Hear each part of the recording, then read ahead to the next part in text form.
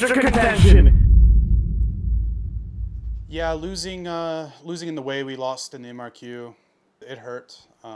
It broke my heart. I've had some pretty demoralizing defeats throughout my career. I think this one probably hits the hardest just because the stakes. I was pretty devastated.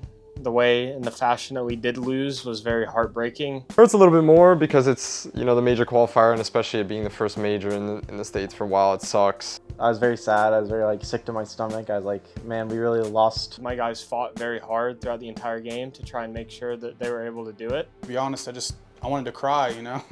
Not cry because, you know, it's online. That's a tragedy. Cry because it's been a long time going after this. I guess the toughest part is us not really feeling like we lost to the better opponent. We mostly lost ourselves. The elimination game versus Blue Jays, there was lots of rounds where you could flip a coin, you know? Yeah, like the game was ridiculously close. Like we beat them on Nuke on the first map when we played versus Blue Jays. Another one with this AK, an absolute hero, and chasing it down. Modem saves the day. Thing given from Modem's hands, it gets ripped away. Snav's impact nullified and an ace. And then, you know, Ancient kind of got owned. I don't know what happened. We threw all the preparation out the window. We just played super sloppy. First headshot, second, but knife out for the third.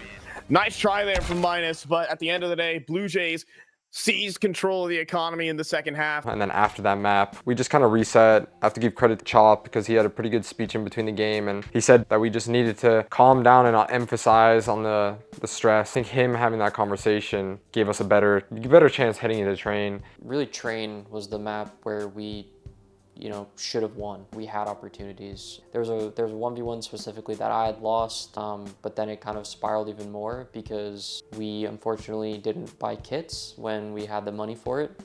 Minus going for the defuse after we were able to retake B, it was me and him, and I had the kit but I was far away, and he had the money to buy a kit, he forgot to buy a kit, and he had to defuse the bomb, and he had less than 10 seconds. Things happen.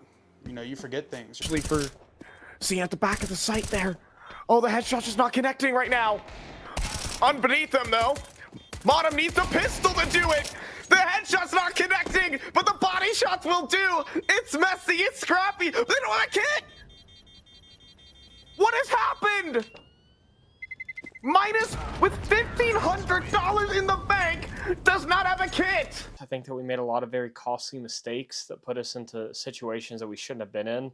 I think the nerves and anxiousness got to us a bit. Today's game was definitely by far the highest stakes game I've ever played. There's a lot of nerves going into it. It was tough because we did so much prep, and I felt like we were all on the same page, and it sucks when you lose, when you felt prepared and you just lost to yourselves in the moment, and that's really what I felt like happened. It's sad, it's upsetting, it's tragic, but there's not really much we can do about it other than making sure that doesn't happen again.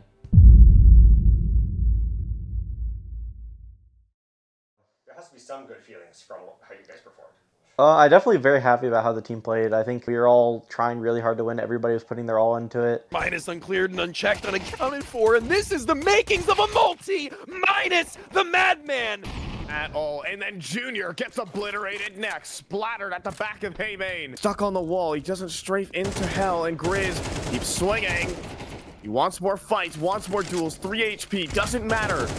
10 seconds and Chop's got them all! I think Marsborne showed that we're here to stay. We as a group are very competitive at the moment. We're only going to get better, but we just have to clean up on the mistakes that costed us that game. And once we do that, we'll be able to compete at a much higher level. When we're on the same page, we play such good Counter-Strike, but I think it's super important to be able to tell yourself, like, going into these matches, it's just another game. Regardless of the loss, I think for us, the biggest thing that we're going to continue to build on is our trust inside the team. We're just going to continue building. Marsborne and we as a team, I think we showed that we do belong with the top teams in the region. We've definitely demanded the respect from the teams around us.